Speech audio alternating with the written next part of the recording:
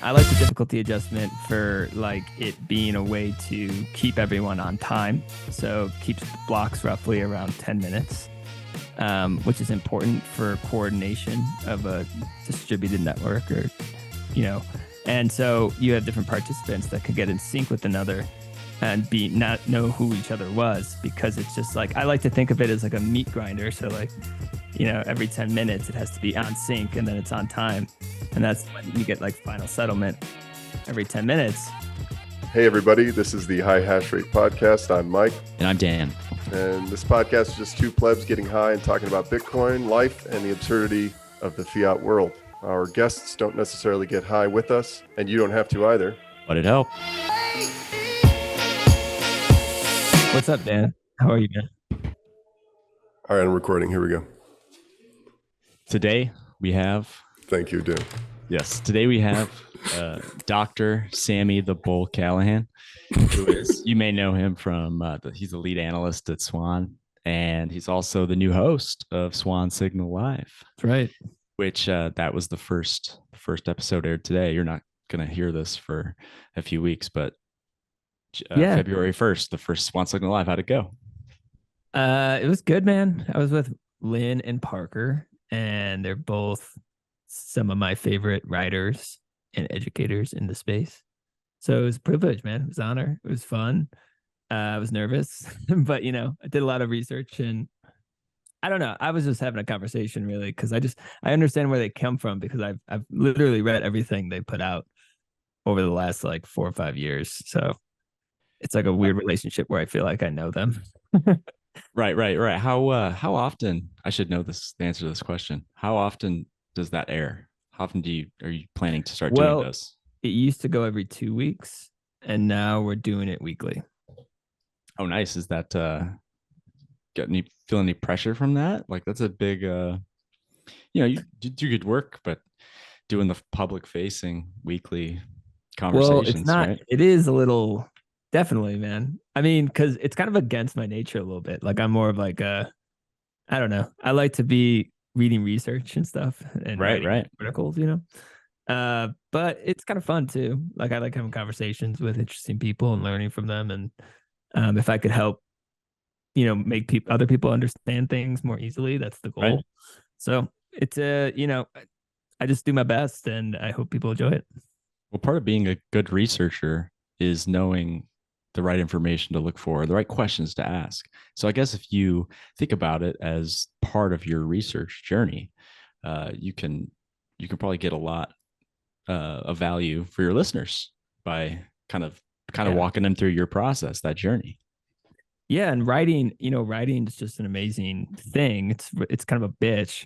It's not easy, but it's an amazing thing, because you can't bullshit. Like, you have to kind of understand the subject that you're writing about. So it's cool though, because you gotta, I learn things, and I really have to learn them so that I can explain them in a way that other people can make sense. So writing I think it's a huge proof of work process. Don't you think? Yeah, it's I'm still, it doesn't really get that much easier. You just keep grinding at it. Writing is mostly like editing. You put things down, and then it's more like taking a scalpel to it, and you just go back on it, find a better word, take out a sentence, and then you refine it over time. But there is a creative process too. You gotta like get a bunch of ideas, like just taking a bunch of ideas, like be a sponge, kind of mix and match and see what kind of makes sense to you, and then throw it on a page and then refine it. So that's kind of how I roll. How's that relationship between the writing and the researching? Are you reading a lot of shit? Like, what attracts you to researching so much? Like you said, you were heavy into it. Yeah, no, it's more like just curiosity, and then following curiosities, and then just trying to get knowledge. Like, I enjoy just reading a lot, and that's the game. I mean, to be honest with you, it's just like, you got to try to read a lot. Maybe that's me being like a rookie, but I think reading's like really important. And knowing who to read is equally important on specific subjects. There's too much to understand. And so you just got to understand who knows the most about that specific niche in the market, and build that trust over time by looking at their track record. So, I know who's been kind of spot on over the last 4 or 5 years. And so that helps, and then it's just Twitter's amazing and the internet's amazing. So you can learn anything you want from anybody, but you got to know where to go. And that's kind of part of the game too. It would be, it'd be nice if other researchers kind of approach this the way that you do, especially guys, prominent institutions like Digiconomist, where you're actually learning something and actually getting factual information before you do your writing and publish your research, right? Yeah, Digiconomist, I do not like that guy, to be honest with you. Only because like it's this weird thing where all these institutions and governments, I don't know why, like that's their go-to. And that's what makes it like annoying, is because it's actually used against Bitcoin in legislation and spreads misinformation. It's always Digiconomist. And you just look at the references of anything, and there's been multiple threads on this, and a lot of people have written on it too. Like the guy from Bitfarms put out a lot of good pieces, kind of tearing it apart, just like, because it just literally doesn't make sense. It's not like connected to any kind of reality, that model that they reference. And that kind of pisses me off. I guess the incentives of some of these like international institutions, NGOs and stuff, it's not necessarily to have good information that is valuable to people to read it, to learn from it. But if you don't have that giant institutional backing with an agenda behind it, you have to come up with something legitimate. But if you do a lot of research, you do a lot of writing, but you are, like I mentioned, and I didn't know this when I first met you, you are a doctor. You are a physical therapist. Is that correct? Yeah, I had a doctorate in physical therapy. That's so. Wait, so wait, how wait, did you? wait, wait no, a yes. second. How did you? You have a doctorate in physical therapy. In physical correct. therapy. I was a sports physical therapist, a sports specialist. All right. Yeah. Continue. Sorry.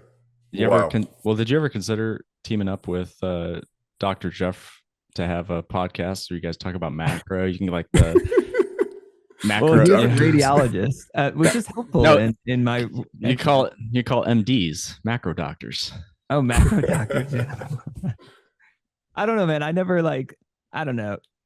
Every like healthcare profession has like a doctorate degree now, and I think it only serves to confuse the patient, because no matter if you want to call it a medical doctor or a physician, which is like the technical term, like nobody calls them that. They think a doctor, they think of like a family physician or of course. And so like I was like, just call me Sam, and so it I don't know. I earned it though, but it's kind of like confuse patients. Well, the question. Or I asked that, or I bring it up just because how I'm wondering how you went from, a physical therapist, you got a doctorate in physical therapy. How did you transition from wanting to pursue that to becoming a researcher and a writer and a podcast host? And by the way, there was an acting background, wasn't there? Well, that was like a side hustle during the bear market. Okay. Not to derail it, but yes. Yeah. All right. I just want to point out. That was the Stacks Hats. It was fun. It was a good time. Okay. I did that on the side because PT Tancer Dan, like. We'll share your OnlyFans link at the end so people can see it. Oh my God.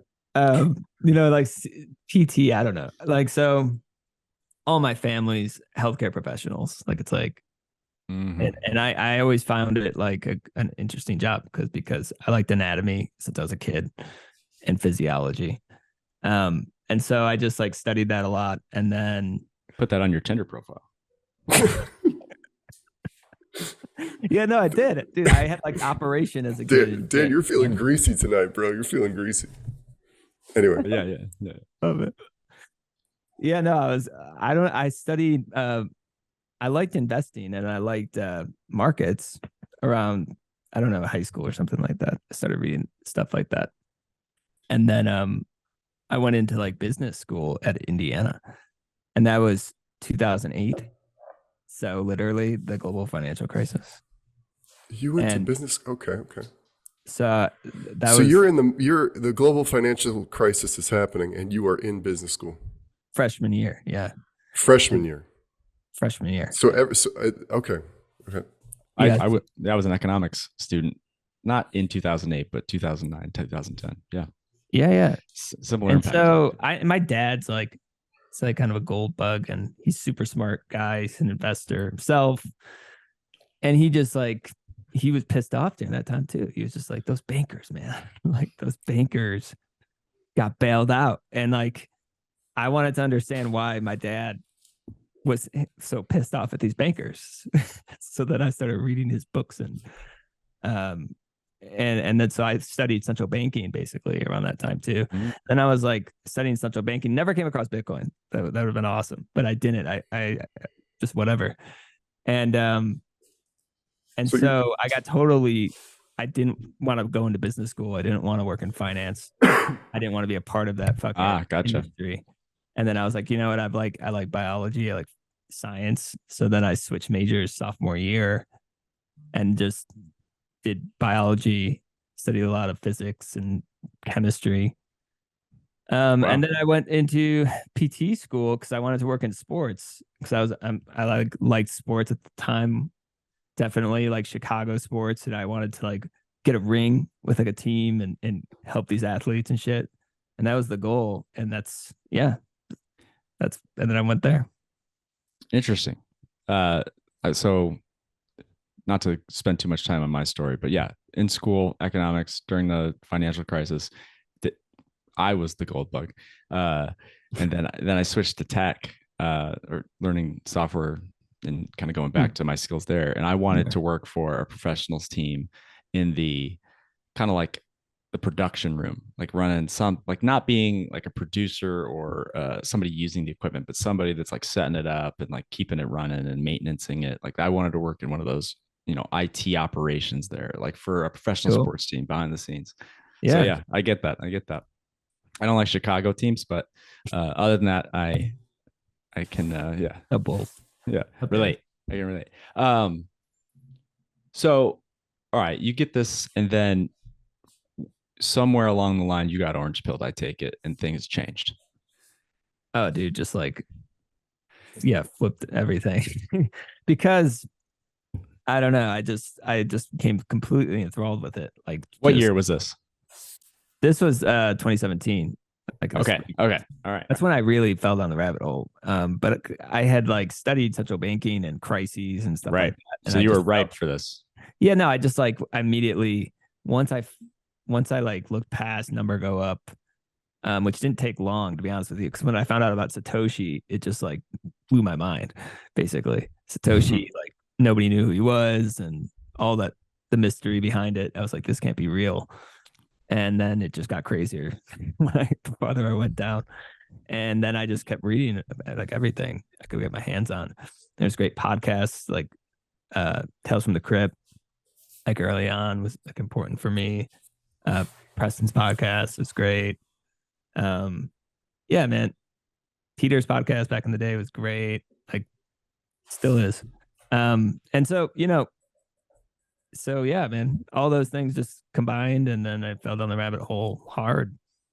And then I realized like I had to be a part of this because I felt like it was cool that I could help patients right in front of me on a more like person to person level. But I just felt like this was bigger where I could help more people by educating people about Bitcoin, pushing its adoption, basically, fix the money, fix the world kind of thing. Oh, yeah. So it sounds like based on your background, you've got a diverse array of interests and things that, other rabbit holes that you've probably fallen down before. So that definitely, I would assume, aids your ability to like research new things and find out new information, right? So that probably helps in that sense. But how did you start? Like, what was your first job in this space? Was it as an analyst? Oh no, man. I first worked in client services as a client service associate. Okay.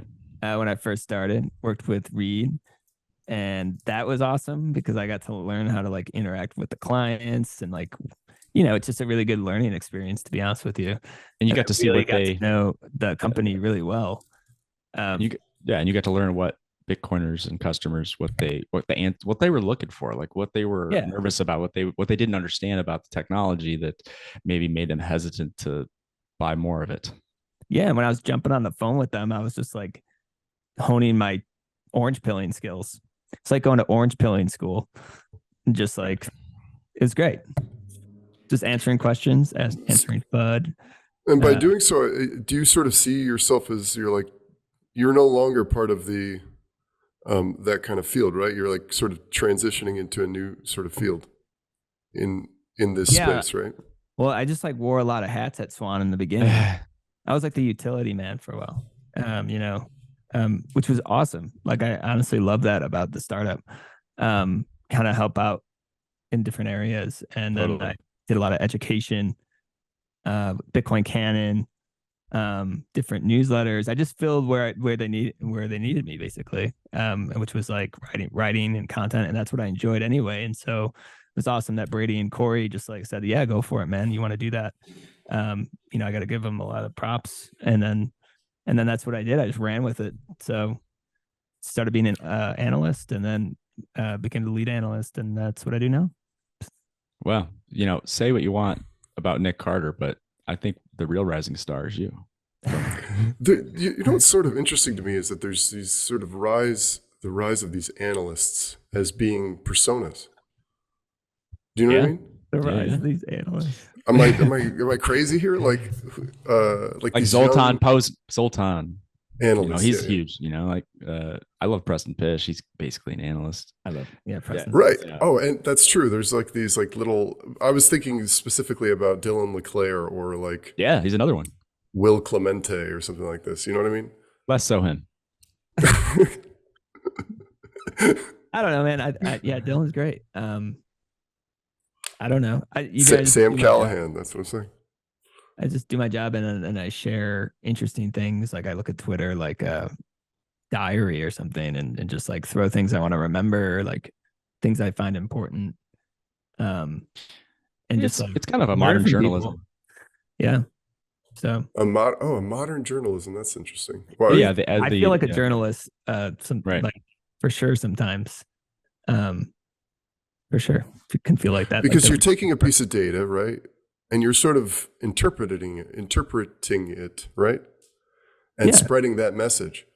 Well, and also the good ones, building a good narrative Interesting to go with it, right? I mean, say what you want about Peter Zehan's opinion about Bitcoin and other things.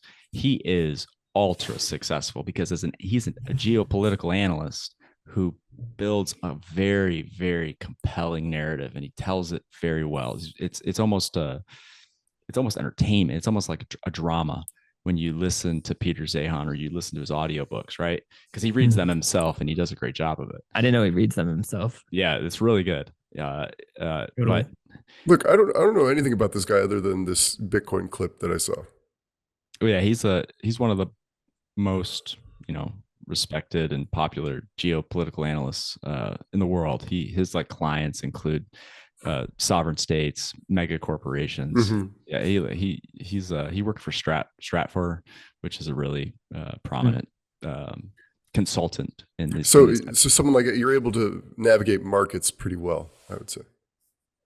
Yeah, markets, but like much, based on the actions of governments, based on the demographics over long periods of time, based on weather pattern, he studies all this stuff and like kind of predicts how governments are going to evolve and societies are going to react and how that's going to affect markets, how it's going to affect everything.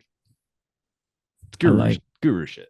I liked his book. I liked how it incorporated like geography and yes, totally demographics, but it really made me understand kind of like the power and the of our geography as America, like what we have here and resources and totally kind of self-sustainable, self-sufficient, So yeah, it's pretty. I liked his books for sure. I thought I liked his older book better, like the Disunited Nations. He's a little too confident in his predictions that does bother me a little bit. Tons of variables. The thing is, like, being a geopolitical expert has become more important over time. Oh, totally. As like geopolitical tensions and war broke out, things like that. So they're definitely in demand right now. So are And macro analysts, because they're yeah, it's like quite everyone's a adjacent to that. Yeah. macro Well, analyst. there's, but they're not all good. Yeah, And there's so much to understand, and there's so many things you can't understand without experience. So, you just uh try to understand, try to learn from people with more experience. That's I think that's a smart thing to do. How do you so, yeah, go ahead. Sorry. how do you personally battle bias in your analyst or in your uh, research, and when you're doing that stuff? How do you combat that? You know, arguably, it's probably more lucrative than ever to be biased and to be captured by your own audience, and the incentive is to follow, you know, some lead down based on what you want the answer to be. How do you combat that? I mean, you try to just be aware of it and understand that almost like you can't stop it in a way. And that's how Right. and so I just be aware of it. And I try to always challenge my assumptions. Like I get a lot more value listening to people that disagree with me than I do with people who agree with me. Agreed. And over time, I've learned that like I'll listen to somebody who doesn't like Bitcoin a lot, and sometimes I'll be like, "That's dumb," like that's a dumb thing you just said. But there's other times where I learn a lot. That's just a different perspective and challenge my own assumptions all the time. And then in my own writing, I try to share both sides, a little bit. Like if it makes sense to me, like I let them know about where risks, it's not always roses and stuff like that. Because you just got to be objective, and you can't. It's not interesting to just say, yeah, this is great all the time. Like Right. that's not being honest. So you just try to write, like honestly, that there's, this is still, it's still a speculative investment in a way. So, we're betting on this protocol to do wonders, and I believe it can, 'cause it's just great tech and it's just amazing. But Right. it's still going to be volatile and things like that. So yeah, that's how I view it, man. That's how I fix those biases as much as I can. I just did it with like CBDC research because I went down this survey and I read all these comments, and basically I just did like, was this to get a sentiment of all the public comments in response to the Fed CBDC paper? And I read each one, and it was just like, is this good or against CBDCs, or is this pro CBDC? Like generally, yay or nay? What is this comment? And I try to be aware of my bias that I'm going to like want these to be negative, I think. And so what I considered a pro CBDC comment was like anything that like even remotely said this is good. If they didn't say outright oppose it, or they didn't like if they just said like, hey, we could do this, I consider that a pro CBDC comment. And so I just try to like, I don't know, lowball it, I guess, like as much as I can towards against my own biases. Or I guess maybe that's the word, but, but yeah, you know what I mean? Yeah. So I think bias is natural. We naturally have to have bias. I mean, I don't think you can avoid it. So you mentioned this little story right there. We were going through all these comments for CBDC, and I've also like read some of your threads or some of your research, and your when you research, you read like everything. It seems like you read everything. You're like, I went through everything, like read all these reports, read all these filings, and then you're going through all these little details, just like reading every comment on a government survey about CBDC. So my point is, you're very detail oriented, and you read all of the information that's available to you. And I don't, that's not a lot of these popular influencers necessarily do stuff like that. But when it comes to Bitcoin, I assume that you researched it the same way. So what is like a small detail or something that you read or found that you find particularly fascinating about Bitcoin? I mean, the protocol, mining, the culture, anything that you think might be overlooked or might be kind of underrated? Which is kind of a tough question to put you on the spot with. Difficulty adjustment. I think the difficulty adjustment it's pretty in the weeds. Totally. I guess. I mean, a lot of people know what it is and stuff, but it really is like amazing what that is. For for me, that was the kind of that light bulb where I was like, oh, whoa, this is legit. Like this is like I was always like kind of pro Bitcoin. Like this seems pretty like a great technology. It's cool. It's uncensorable. Yeah. But then the difficulty. I read about the difficulty adjustment, and that's what just sent me spiraling down. Like wow, Satoshi, holy shit. Yeah, that's like Satoshi's real contribution, right? And so Right. What part of the difficulty adjustment was it for you, Sam? well, it kind of like What he's asking is, can you explain the difficulty adjustment to him because he doesn't know what we're talking about? Thank you. That's exactly what I need you to tell me.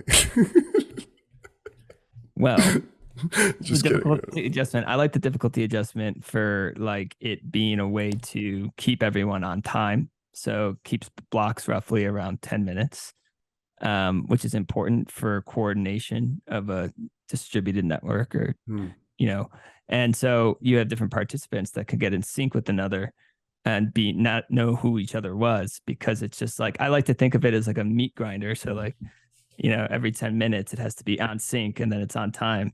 And that's when you get like final settlement every 10 minutes. And the difficulty adjustment is really important because it fluctuates with the hash rate. And so when it goes up or down, the difficulty adjustment adjusts so that blocks will roughly go every 10 minutes or, you know, every, you know, 2016, 2016 blocks. So it's pretty amazing. It's like solved time, like decentralized. It's a decentralized clock, which is it's a digital metronome. Yeah, it's a digital very metronome. nice. It's something like so soothing when you understand that, and I just think difficulty adjustment solve that. It solves for coordination of you know, distributed nodes. It's pretty amazing. I think you put it so nicely when you said final settlement every 10 minutes. It just sounds so like the concept of that is crazy for me now that I think about it. Yeah, and that's like, yeah, there's a couple of great articles. Oh man, I can't remember this one. I think it's called Bitcoin is a Decentralized Clock. There's an article out there that's amazing. And then obviously GG's Bitcoin is Time is another classic. And we love to talk about time and in that article and some of the inspiration for that article on this show. So yeah, man, GG's that's an all-timer. I still need to get to this fucking article, man. I still have not gotten to the GG. And then you got to read Bitcoin Carlo Rovelli, where he gets some of that fucking inspiration. You and fucking Carlo. Oh yeah, I have this book. I still haven't finished again. I haven't started it basically. But okay. So you mentioned you don't like central banks, but you study central banks. So what's I think, you know, the Bank of International Settlement, right? They just said that banks can keep a certain percentage of, you know, digital assets, Bitcoin, on their balance sheet. Yeah. And I think, you know, maybe it was in response to that or something else. You said like BIS is not our friends. What did you mean by that? Can you tell people listening like some of the nefarious stuff that these banks like BIS are behind? Well, it's just important to know that the BIS, first of all, is protected by international treaty, and they're in Basel, Switzerland. And so they kind of function over sovereign governments, and, you know, there's no democratic process around them or anything. And so they work above the law, and they're a bunch of unelected central bankers, and they're kind of in charge of like large settlements between central banks, and they do banking services for all the central banks. So they're the central bank of central banks. But the real thing that they are today, specifically in these rapidly changing times, as they're being disrupted by technologies, they're getting desperate, and they're realizing that they're actually going to have to build their own technology to stay in the game, to with the competition from the private sector, whether that's fintech or Bitcoin, private stable coins. They're kind of like losing market share rapidly in digital payments and medium of exchange. So the the Bank of International Settlements started this thing called the Biz Innovation Hub in 2019. which is they had like a mission and they added like a new mandate or goal or something, which was create our own technology and start like bringing the innovation, which is interesting because most innovation comes from the private sector, not the public sector, not top down. Because the private sector knows what the user wants because it's interacting with consumers. So they provide what they meet the marketplace needs, not the public sector who doesn't know shit. So they just come in and they're planning to lay down their own central bank digital currency system. And it all comes down from the Bank of International Settlements, which is really a collection of central bankers around the world. And one of their main goals is to bring about collaboration between central banks. That's what the point of one of the main goals of the Bank of International Settlements is to promote collaboration. And so they're the ones driving the entire global CBDC system. They're the ones designing it. They're the one who's doing all the research that then gets referenced in all the central bank research. That's all sharing shit. Let me interrupt you for a second before you continue. Do they promote collaboration or do they coerce collaboration? Do you think would be a better promote? I think they're more, there's this, I forgot what book it was, but there's one that it's just like how central bankers and members of high finance, they don't feel like allegiance to their home countries, or like they think they're in this noble quest for financial stability and to promote like growth, economic growth and financial stability. There's noble quests with their fellow central bankers and members of high finance. People below us won't understand how the good things we're doing for them. We're on this noble quest, and they only have allegiance to other central bankers and members of high finance. And that's how they operate. That's part of why they go the bids behind closed doors, because they can operate outside the oversight of, say, politicians or the media or the public. So that's how I read it. Gotcha. All right. I had a question about this. This made me think about this sort of visual of, is the Fed the king or is the Fed the dragon? I was gonna say derail a conversation. No. I like that. I actually like that question. I do too. And I was just thinking about the same thing, so I'll try to maybe reword it a little better. Thank you. I'll interpret, if you will. Is it that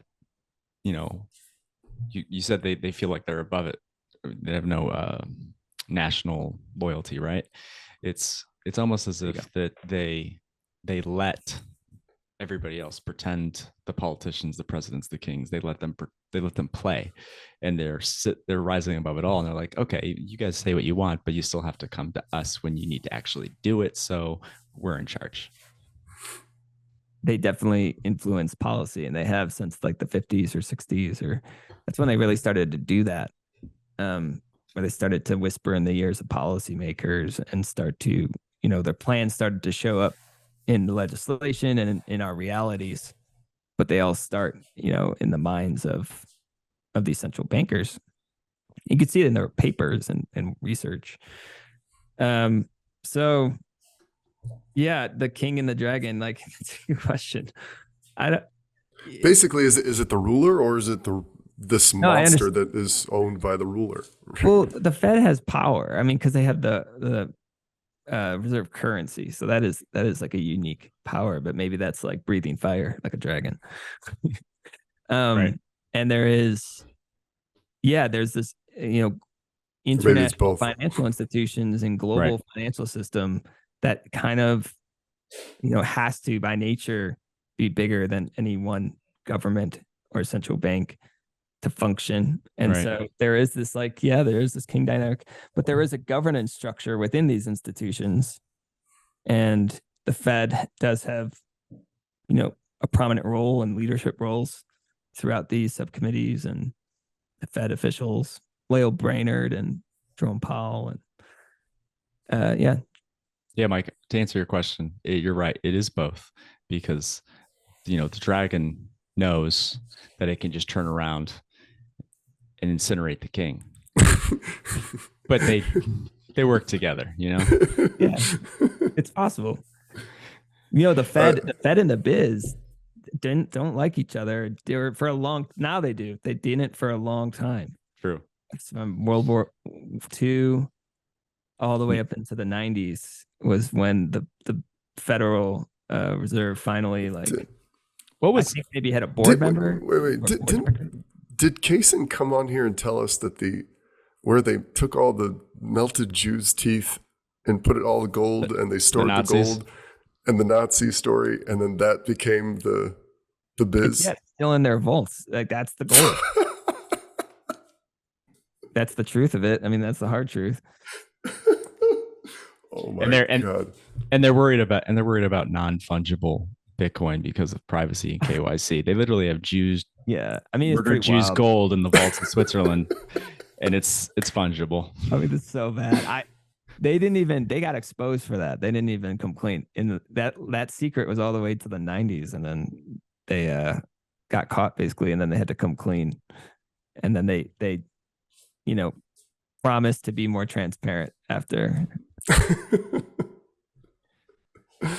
Oh my God. So, and that's like in Switzerland, you're saying, because I'm just learning all this right now. You're like a wealth of information here, Sam. So the business actually it's on the Tether Gold chain now. So the stable coin. Oh yeah, stable coins, man. No, I'm just thinking about this. Switzerland is always known as this neutral place, right? And I was thinking, is it neutral because of? Yeah, are they there? Are they there because it's neutral? Well, the biz loves to act like they're neutral, so it kind of plays in their favor. That's what I'm saying. Maybe there's a relationship there. Of course. Yeah, for sure. But if you look at who they give loans to, there has been instances throughout history where you can clearly see they're like inherently a political organization, and yet they act like they're neutral. But it's like that's rich. So basically, they're in charge of giving out loans to the rest of the world. Mm-hmm. No, and they're also that's where powerful people have their bank accounts because they don't answer subpoena requests from other governments to give out that information unless it's with the biz and stuff. I think it's pretty much just institutions and central banks. Yeah, right. But I mean, yeah, they don't. No. Isn't it crazy how many aspects of things you learn after you get into Bitcoin?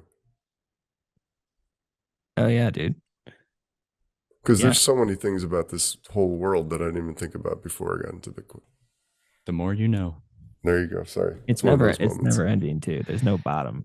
Right. I tried to find it. It's not there. Well, I just learned something new just now because of this Bitcoin podcast. So the controversy today, or this week especially, is ordinals. What do you know about this, and what do you think about it?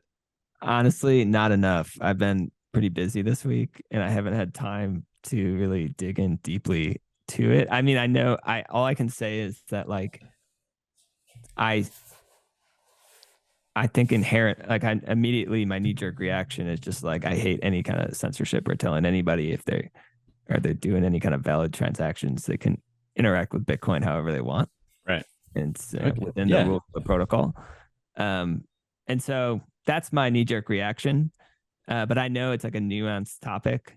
And so I don't really I'm going to learn a lot about it on Friday when I'm hosting Cafe Bitcoin, and Pierre is going to be there, and Pierre has a very strong opinion. Yes, he does. This is spam, and this is make fees more expensive for it to be used as a monetary system, which is one take. And then the other take is kind of the one I just said, where it's okay, but yeah, this is interesting. So for those who don't know quite what it is, ordinals is a numbering scheme, ultimately, and it is used to track individual sats because based on the time that they were mined and then as they were spent, the input output, you can track that in a sequential number. So you can say this sat specifically, and you can track that no matter where it goes. So this ordinals protocol makes it possible through the Taproot soft fork, which there's a loophole there that lets you put, basically an infinite amount of information into an opcode on a transaction up to the 4 megabyte limit on the block. And with these ordinals, you can attach this information to, a bunch of different sats on these transactions, and you can literally attach a digital file, a JPEG, an HTML file, a few other small files. But basically you can put anything you want, and it's not a link to something like on YouTube or Flickr or one of those, Imgur that it's like on an Ethereum NFT, for example. This is literally living on the blockchain and in every node. So the problem would be that they would just spam a shitload of these transactions to spend all these NFTs, and it would clog up the blockchain. It would make the unusable the memory like bloat.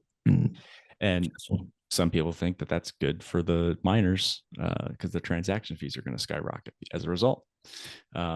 Yeah, I mean the fee. There's so much misunderstanding around Bitcoin's fees in the market in general. I feel like I don't even understand those really well either. Yeah, I mean, like, so it's like I hate the immediate FUD where it's like Bitcoin's long-term security and the fees are too low. But like, I remember not long ago when the FUD was the fees were too high, and to me, it's just a sign that Bitcoin is scaling. And that there isn't kind of censorship or spam going on. There's a great report with Joe Burnett and Pierre wrote it on transaction fees, which I think everyone should read. It's a good read. But it's basically like this is the cycle that they argue is Bitcoin has trouble scaling. So we had really high fees and congestion in the run up of 2017, and then improvements like batch transactions and SegWit helped improve Bitcoin scalability, and then the Lightning enabled the Lightning Network and things. So then, that led to I kind of lost my train of thought there, but I forgot what I was talking about. You had these... Go ahead. Yeah. So no, I follow where you're going with that. And here's my take on this thing after I've been thinking about it, especially after I ate an edible. And so it's really cooking up there. But I think that the controversy, and he's been just tweeting like crazy from Bitcoin as savings about this, and he's very upset. He wants to change the rules, but I think that the market will sort itself out. If the transactions become so expensive, it's just not going to be cost efficient for people to be using this, and it's this meme attack that people are kind of doing, I think, to just troll Bitcoiners right now. I think there was like almost the biggest block ever was mined earlier today. It was like 3.96 megabytes, and they didn't pay a single fee. But speculation is that they either paid an OTC fee because they knew a mining pool, and they're doing this just to troll us. But I think in the long term, this works itself out in the market, and it's ordinals either figure out something that's very valuable, or it won't be that relevant a year from now. But I saw a tweet today. Yeah, it's been fun to watch. Yeah, I can't wait to learn more about it on Friday because I think it's going to be an interesting discussion, and I'm gonna have some time to finally read about it over the weekend, so it'll be good. Yeah, I saw a tweet from Chomer tonight. Yesterday, my opinion of inscriptions, which are the result of what you make on the SAT to have the file. My opinion of inscriptions was that they were spam. Today, I think they represent the first time any individual can publish a significant amount of content no adversary can ever destroy. Who knows what tomorrow may bring? And it got me thinking about, like, China's got the red wall, the firewall. Information very hard to get in and out of there on the internet, but Bitcoin is still very popular in China. There's still tons of miners in China. There's still tons of people using it there. So it's like this network that can penetrate the giant red firewall of China and get perfectly valid, legitimate information in and out that is not tampered with. Is real. So now with this inscriptions possibility, you can get documents, you can get data, you can get PDFs, things like that, in and out of places firewalled like China. And what kind of value could that provide to like get this uncensored? I mean, we just went through the past few years where they're censoring all kinds of legitimate medical information and other information that could have affected people's lives differently. Well, now, if you got that, you can get it anywhere, in and out. It can't be censored. Yeah, no. This whole idea has always fascinated me. Like the idea of incorruptible data and how the base layer would enable that one day. I always thought it would kind of happen on different layers. But is it best if that's happening at the base layer? Because the use case for that, I mean, it's really interesting too, with like security footage, like untamperable security footage and things like that, where you could basically prevent a lot of fraud from happening, like really widespread. Like that would be a solution if it scaled, and then would it crowd out Bitcoin's original use case of as a monetary system or payment system or money? I don't know, like that shouldn't happen. Like, so like that use case would dominate, right? Like should dominate. Well, I mean, potentially it would only be bigger, it would only be the most valuable information. It wouldn't be pet rocks and things like that. So I think that for the most part, it would be used as money, but very valuable information would be protected by that money. And in a way that in a way only a digital piece of information like that could be protected by money. It is the truth chain. So it's we'll see. I think one day it's something like that is going to exist. Whether that's going to be this current thing that's happening right now, like I don't know. But I do think Bitcoin will enable something like that one day. Yeah. I'm not promoting NFTs, by the way, especially on Bitcoin, but no. But what I said could be a kind of Microsoft. Thank you. It makes me think that there's this crazy connection that you talked about, how you can tie an infinite amount of information to one sat and get it in and out of China. This like blew my mind, this kind of idea. An infinite amount of information up to the block limit, but up to the block limit, right? But you could send it out in like the Twitter files could have been released in blocks, right? Like the next the next 10 blocks will include this information. The government is going to try to kill us if we release that kind of thing. Yeah, like I said, man, I'm excited to learn about it. Friday, Cafe Bitcoin. I don't even know if they've probably been talking about it all week on Cafe Bitcoin. Oh, that's all Twitter's been talking about. I'm sure they have. I'm sure there's been a lot of respectful engagement in Twitter Spaces this week. I have a question that I wanted to ask, not to derail something, but I had a question I wanted to ask because I thought about it tonight. And the question, unless someone else has something else to follow up with. Go ahead. Bitcoin basically eliminates banks, right? So the banking system becomes just Bitcoin itself in a way. And there's services attached like Swan to Bitcoin as your sort of pseudo bank in a kind of sense, or it's like your interaction between Bitcoin, right? What it made me think of is like, what does it do to businesses? What does it do to businesses now that they don't have to interact with a bank? Yeah, I mean, it's like I've said before, like because of Lightning, you can be anywhere in the world, and all you need is a Raspberry Pi or a laptop, and internet connection, and a little bit of JavaScript or some other coding skills, and you're a business. You don't need to open a bank account. You don't need to get a LLC. You just accept sats from anywhere in the world, from anybody in the world for your services. That's your business. does allow you to be your own bank. Yeah. There's the idea that there's going to be Bitcoin banks. Like people will still want, to take out a Bitcoin backed loan, essentially, or something like that. I don't know. How there's It'll change it. theories around it. That's what Hal Finney, that's what Hal Finney thought was going to happen. Like proof of reserves with different levels of risks based on like the percentage of reserves. I was thinking more in the sense of like if you interact only with Bitcoin in your business and you're no longer, you eliminate that entire side of this sort of debt system that we've been living on. I just wonder how that's going to allow businesses in the future to flourish in a way, because now they can sort of focus on what they really want to do as opposed to all the stuff that, is on their backs, I guess. I don't know where I'm going with this, guys. Come on. Wait, I'm thinking.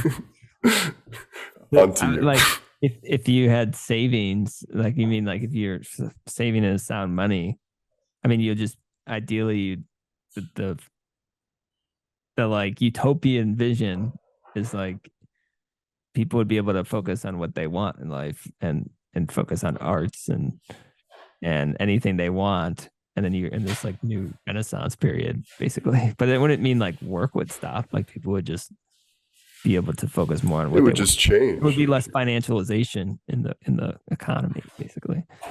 A lot less zombie companies. A lot less zombie companies. A lot less shitty startups. Yeah, be more sustainable. That's a big transformation. That's a good question. It's kind of hard to imagine that. It seems like too far in the future. But what I think is a little bit more close to reality and more close to what we could maybe ask a question about is how does CBDCs change commercial private banking? Because I wonder if CBDCs if the bankers are more afraid of CBDCs and more an enemy of CBDCs than even the people might be. Because CBDCs, depending on how they're implemented, could just destroy commercial banking altogether, and it's all central banking. Oh yeah, they hate it, dude. Yeah, they all hate it. When I was reading the comments, there's a lot of different banks and banking organizations, like the American Bankers Association and the Texas Bankers Association and JP Morgan Chase and HSBC. They all wrote in and they're all like, no. They're like, we don't want this. Like, nope. Basically, they all repeated the same thing, which is the risks far outweigh any perceived benefits. Interesting. And it's because it would potentially drain them of their cheapest source of funding, which is customer deposits. The idea being that they would want to go to a CBDC money because it doesn't have liquidity risk or default risk, because the central bank can just print money and won't ever go under, technically. You know what I mean? So people would choose to hold their money in those CBDCs instead of the banking deposits. And so that would be one of the bank's cheapest source of funding. And that would potentially harm the economy because the banks wouldn't lend out as much money, or they would have to get more expensive sources of funding, and that would squeeze into their profit margins. And so these central banks know this, and so they want to put like limits and caps on the central bank digital currencies so that people would prevent them from, putting all their deposits in at the same time and just draining these banks. So they're like, hey, we'll put a $5,000 limit or something. That's what they'll say, 5,000 or 3,000. And it only take, X amount of money from these deposits.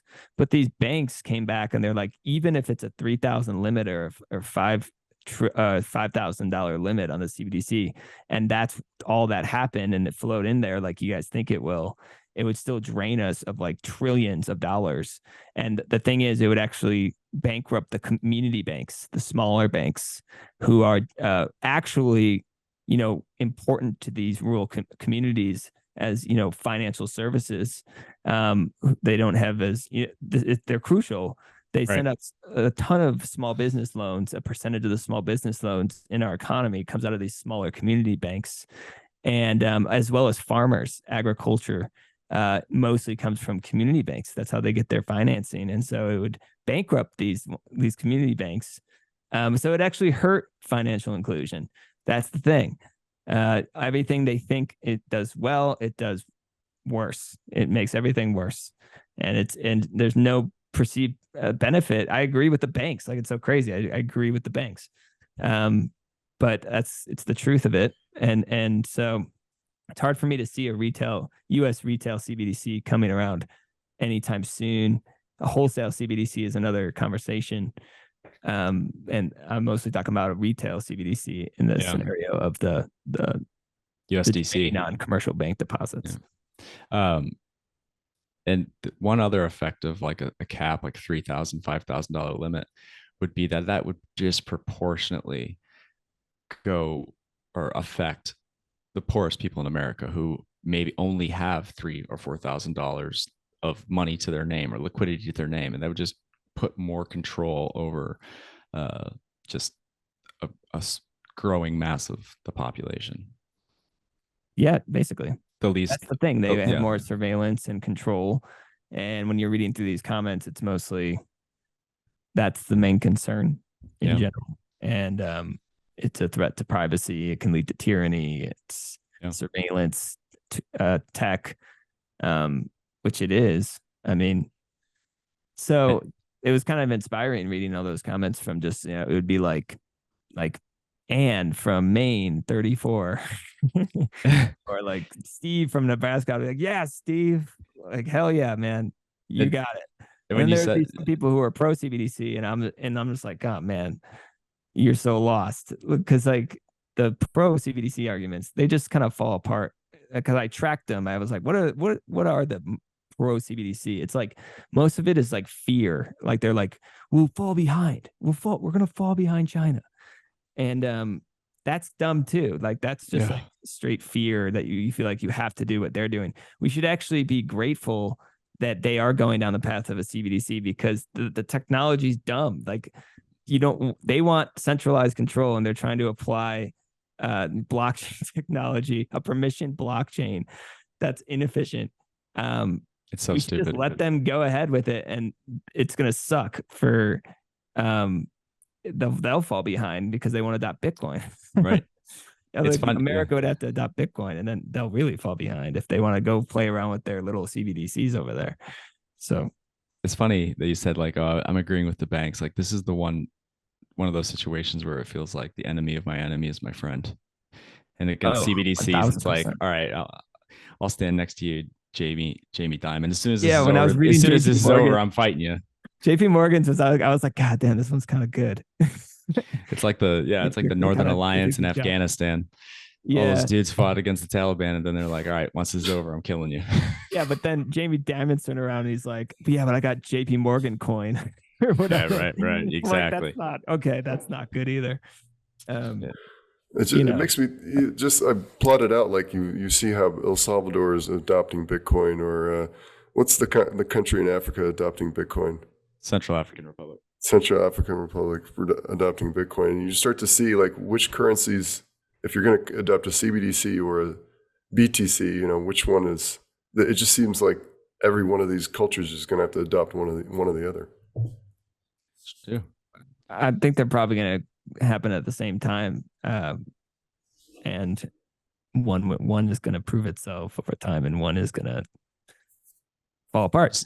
Just like communism and capitalism, the Cold War. Ooh, that's interesting. Yeah, right. It's a new version of that kind of tyranny versus nice connection there. The markets, right? Yeah. Oh yeah. That's great. That's good. Sam, I got to ask you this question before, if we do end up going. I don't want to go on this note. I want to ask you this question, because I ask everyone this question, or Dan does. And that is, what aspect of Bitcoin do you find yourself into the most? Like, how did it get, what are you thinking about the most right now? Well, I always liked it as just like a tool for freedom and individualism, and that's the most exciting thing, I think, is just allowing people to send value without permission, censorship resistance, in a world that's continually going down the path of capital controls and censorship and debasement. So that's, the solution to the problem. And that's always what fascinated me the most, I would say. Yeah. Fighting censorship, for sure. Yeah, for sure. Like, yeah. I mean, Bitcoin's just like a tool for freedom. And that's the most important part. And like you said, what I focus on. Like you said, it like supports individualism. It's like the best tool to support individualism, but still in a collaborative way where people are still keeping their incentives aligned so they can kind of work together. You got the community, the collective. It's like the yin and the yang. It's like it creates the right balance. Yeah. Yeah. Yeah. It's crazy, man. It's that's by far the most important part. I mean, not even close. That's what I like to focus on. And I just see central banks and CBDCs as kind of the opposite of that. And so I like to focus on that as well to just understand what they're doing over there. I just want to keep an eye on them, I agree. Sam Callahan, it was great to have you on High Hash Rate. I've been wanting to get you on here for a while, and I'm glad we finally did. Swan Signal Live. It's coming out every week now. You want to get not live though. It's just it's not live anymore. Yeah, no, yeah. We got Oceans over here making it, That's right. good in post-production. Yeah, Mike, you're off. Your mic's off again. Yeah, I just want to say that was a great show. Well done on that first round. Thanks, bro. So check that out. And Sam, what else have you got, or that you might want to share? Let people know where they can find Shill it, Sam. Shill it. Like you can follow our monthly newsletter that goes out, which is great. It goes out to like a lot of people, 250,000 or something like that. Nice. You can check that out. You can check out the Daily Bitcoiner. Written by Corey, sharing great pieces of content. The blog is great. Swan Signal. Get a lot of content there. Check out the Bitcoin Canon. You can learn a lot there. Yo, bro, you're making a lot of content though. Hell yeah. I'm not making all. It's a team effort. Yeah. No. You're gonna be on Hard Money soon. Hard Money. Yeah. Hard Money is amazing too, man. No, you're gonna be on Hard Money soon. Yeah, I'm going on Friday for a little macro update. It's been a big macro week. There's been earnings, FOMC, the labor data comes out Friday, all that silly stuff. But yeah, so we're doing a little macro update. Nice. Well, make sure to tune into that. And final thought: 275,000. That's pretty good. It's like the whole population of Toledo, Ohio. That's like for what, the monthly newsletter? Yeah. That's a lot of people. I think it's 250. They have a nice zoo. Yeah, that's what I mean. Yeah, I mean, dude. Yeah, I mean, that's like Brandon Quittem. I mean, a lot of people have contributed to building that to what that is, and yeah, big shout out to BQ. All right, kids. Good night. Well, no, I'm just gonna stop recording.